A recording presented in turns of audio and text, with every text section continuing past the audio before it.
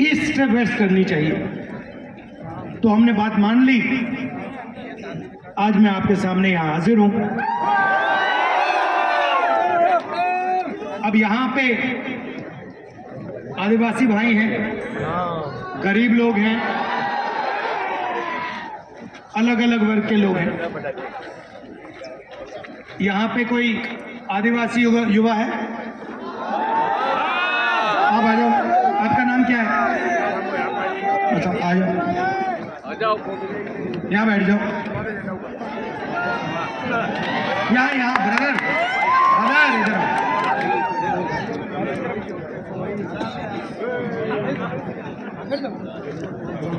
उस पे तो मुझे बताओ, देश में आदिवासियों की कितनी आबादी है? सर आदिवासी हिंदुस्तान में आदिवासी कितने हैं? सर ज्यादा है और मूल निवासी है। आदिवासी के लिए आपने सर बोला जल जंगल और सभी। नहीं भाई, सवाल का जवाब दो। ये उल्टा सीधा नहीं, सवाल का जवाब दो। सवाल क्लियर है। हिंदुस्तान में आदिवासियों की कितनी आबादी? अगर नहीं जानते क्या तो नहीं जानता? नहीं सर, 30% तो है। 30% नहीं है। आदिवासी हिंदुस्तान में 8% है।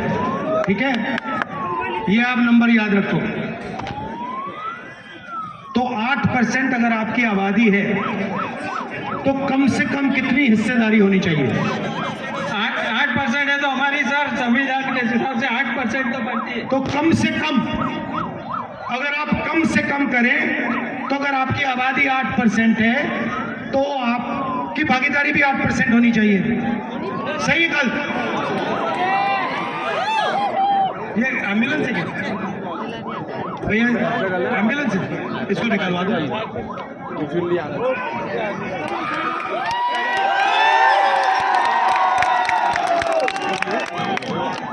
भैया रास्ता बना दीजिए।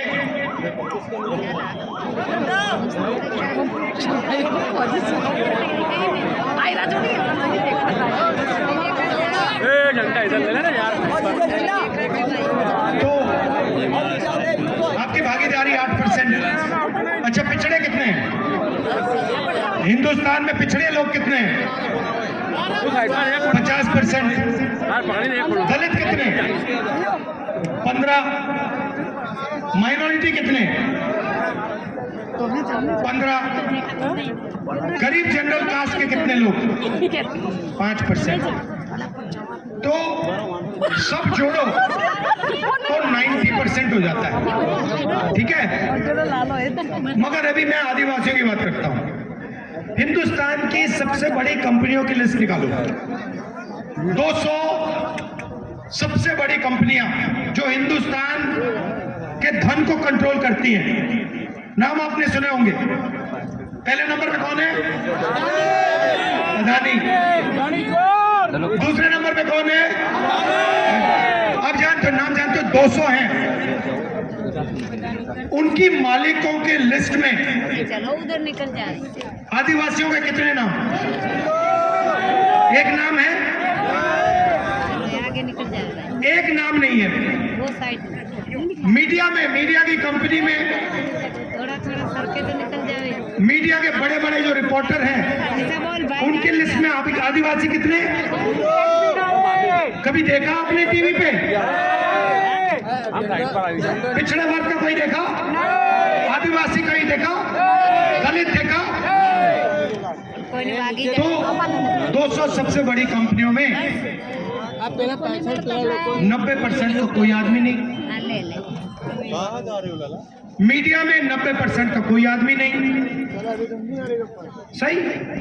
प्राइवेट अस्पतालों में आप जाते हो, सर्जरी होती है, पैसा देते हो, लाखों रुपए देते हो, जेब से देते हो ना।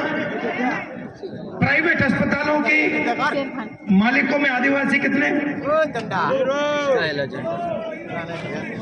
कोई नहीं। पिछड़े कितने? दलित कितने? गरीब जनरल कास्ट के कितने? ठीक है, चलो कॉलेज यूनिवर्सिटी की बात करते हैं। प्राइवेट कॉलेजेस जो हैं, बड़े बड़े यूनिवर्सिटियां हैं, इनके मानकों में आदिवासी कितने, दलित कितने, पिछड़े कितने? तो आप हो कहां? आप हो 8%, पिछड़े 50%, दलित 15%, तो हाथ माइनॉरिटी 15%, 90% है आपकी आबादी। आप हो कहां? भागीदारी कहां है आपकी? ना आप कॉर्पोरेट्स में हो, ना आप मीडिया में हो, ना आप प्राइवेट अस्पतालों को चलाते हो, ना आप प्राइवेट कॉलेज यूनिवर्सिटी को चलाते हो। तो ठीक है, फिर आप कहोगे नहीं भैया हमारे लोग तो ब्यूरोक्रेसी में हैं, ब्यूरोक्रेसी में है हमारे लोग। दिल्ली की सरकार को, हिंदुस्तान की सरकार को 90 लोग चलाते हैं, IAS अफसर हैं, उनकी लिस्ट मैंने निकाली जो हिंदुस्तान के बजट को बांटते हैं। मतलब ये सड़क का पैसा जो आता है ना, वो लोग निर्णय लेते हैं। नेशनल हाईवे बनती है, वहां पे वो लोग निर्णय लेते हैं कि भैया इतना पैसा हम गुजरात की नेशनल हाईवे में डालेंगे, सेना में इतना जाएगा, स्वास्थ्य में इतना जाएगा। ये 90 लोग डिसीजन लेते हैं। नरेंद्र मोदी नहीं लेता, ये 90 लोग लेते हैं। इनमें से आदिवासी कितने? एक है, मैंने चेक किया, एक बंदा है, उसको कोने में बैठा रखा है।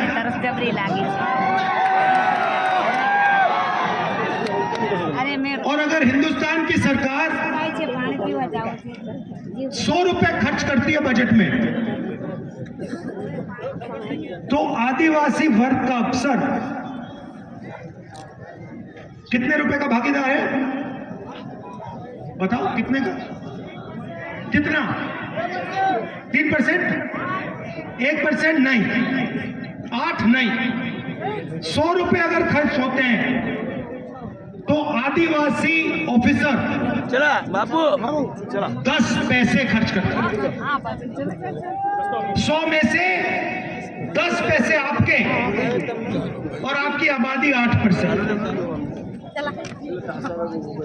और जब भैया अदानी को जमीन मिलती है तो किसकी मिलती है? तो फिर आपका नंबर पड़ता है। जब जमीन लेने की बात होती है तो आपको सबसे सामने लाइन में खड़ा कर देते हैं, और जब भागीदारी देने का टाइम आता है तो सबसे पीछे खड़े कर देते हैं। इधर केवड़िया में भी ले लिया है सर। कांग्रेस पार्टी ने जमीन अधिग्रहण कानून दिया था, 4 गुना मार्केट रेट से ज्यादा पैसा मिलना चाहिए। कितना कॉम्पेंसेशन मिला वहां? सर यहाँ पे पहले तो ये उनको समझ ले ली, अभी रोजगार के लिए लारी गल्ले भी नहीं दे रहे, और जो कंपनसेशन देते हैं वो कहीं ज्यादा देते हैं, और यहाँ पे तो आदिवासियों को अपने जीवन निर्वाह चलाने के लायक भी नहीं छोड़ते। तो आपका जल, आपका जंगल, आपकी जमीन उठा के ले जाते हैं, आपसे कहते हैं भैया विकास होगा, और फिर जब आप देखते हो आपको कहीं भी देश में भागीदारी नहीं मिलती। यह विकास, आपको ये सवाल पूछना चाहिए, विकास किसके लिए हो रहा है? ये 90% के लिए हो रहा है, या ये 2-3% अरबपतियों के लिए हो रहा है? अदानी अंबानी का हो रहा है। अच्छा, नई बात निकाली इन्होंने। आपको क्या कहा जाता है? आपके समाज को क्या कहा जाता है? आप कौन हो? आदिवासी, राइट? आदिवासी शब्द का क्या मतलब? हाँ, क्या मतलब है इसका आदिवासी का? आदिवासी यहाँ देश के मूल मालिक है, और जल जंगल जमीन पे सबसे पहला अधिकार है। और कांग्रेस और राहुल जी ये हर जगह, छत्तीसगढ़, झारखंड, और जहाँ पे भी हम कांग्रेस गई है, और ये एक ही बात चलाई है। तो आदिवासी का मतलब हिंदुस्तान की जमीन के पहले मालिक, मतलब जब यहां कोई नहीं था, जंगल था, तब भी आदिवासी यहां हिंदुस्तान के मालिक थे, बराबर थे। अब इस शब्द का मतलब क्या है कि अगर आदिवासी हिंदुस्तान के मालिक सबसे पहले मालिक थे तो हिंदुस्तान में आदिवासियों को भागीदारी मिलनी चाहिए, उनकी जमीन, उनका जल, उनका जंगल उनको मिलना चाहिए। इसका ये मतलब, शब्द का ये मतलब, जब मैं आपको आदिवासी कहता हूं, मैं आपसे कह रहा हूं कि भैया ये जो देश है इसकी जमीन पहले आपकी हुआ करती थी और इस जमीन का, जल का, जंगल का अधिकार आपका है। इस शब्द का ये मतलब है। वनवासी का क्या मतलब है? वनवासी मतलब जो जंगल में रहते हैं, जो जंगल में रहते हैं उनके कोई हक होते हैं? जो वनवासी हैं, बीजेपी आपको वनवासी कहती है, आपको आदिवासी नहीं कहती। सही, उनके भाषण देखो, वो सब टाइम कहते हैं वनवासी। ये उन्होंने आपका नाम क्यों बदला? क्योंकि ये आपको अधिकार नहीं देना चाहते हैं और ये चाहते हैं कि आपको ये वनवासी कहें और आस्ते आस्ते आस्ते आस्ते हिंदुस्तान में वन खत्म हो जाए। और फिर जब वन खत्म हो जाएगा आपसे कहेंगे भैया आप वनवासी हो, मगर जंगल तो है ही नहीं। तो जंगल गया, पानी गया, जल गया, आप तो कहीं के नहीं रहे। तो ये फर्क है सोच में। अब आप मुझे कहोगे आगे का रास्ता क्या है? सबसे पहले मैं आपको याद दिलाना चाहता हूं कि चाहे वो पेशा कानून हो, चाहे वो जमीन अधिग्रहण बिल हो, चाहे वो ट्राइबल एक्ट हो,